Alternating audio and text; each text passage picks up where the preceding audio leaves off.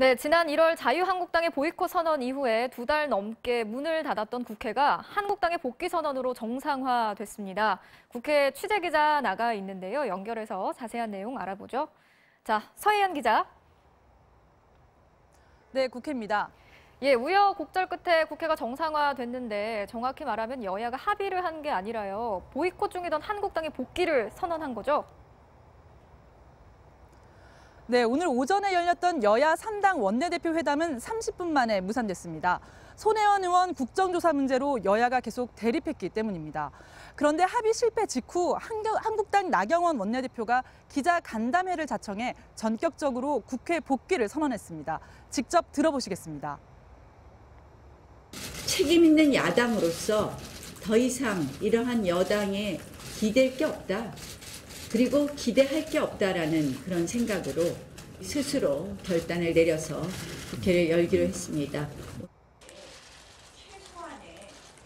네, 국회가 계속 공전 상태인 것보다는 상임위를 열어서 정부와 여당의 잘못을 따지는 것이 더 유리하다고 판단한 것으로 보입니다. 전당대회를 통해 새 지도부가 꾸려진 것도 판단을 바꾼 배경이 됐습니다. 한국당의 국회 복귀 선언에 대해 오늘 점심을 함께한 문희상 의장과 여야 5당 대표들은 모두 환영한다고 밝혔습니다.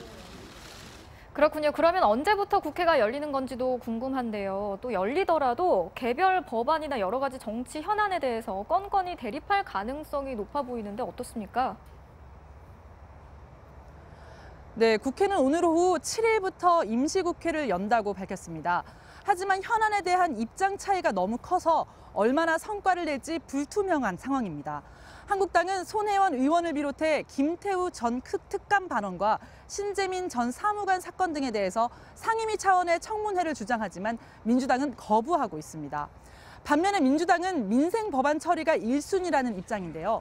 유치원 3법을 비롯해 탄력근로제 단위 기간을 6개월로 연장하는 법안 등을 통과시키는 데 주력할 계획이지만 법안 내용을 두고는 팽팽하게 맞설 것으로 보입니다.